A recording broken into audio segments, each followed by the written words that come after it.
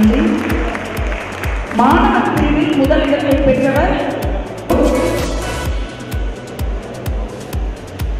தொடர்ந்து 10ஆம் வகுப்பில் முதலிடத்தை 500 ரூபாய் 8000க்கான பரிசு தொகையும் சால்வை ஷீல்ட் போன்றவை அவர்களுக்கு வழங்கப்படுகிறது.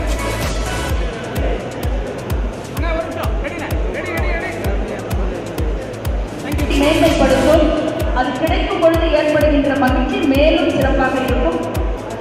தொடர்ந்து டி லாவண்யா, கெங்கவல்லி வட்டம், சேலம் மாவட்டம், கொள்ளூர் தெருவைச் சேர்ந்த சி மன்றத்தினுடைய துணைத் தலைவர் சி முத்துராஜ் அவர்களையும் உடனிருந்து அன்புடன் கேட்டுக்கொள்கின்றோம்.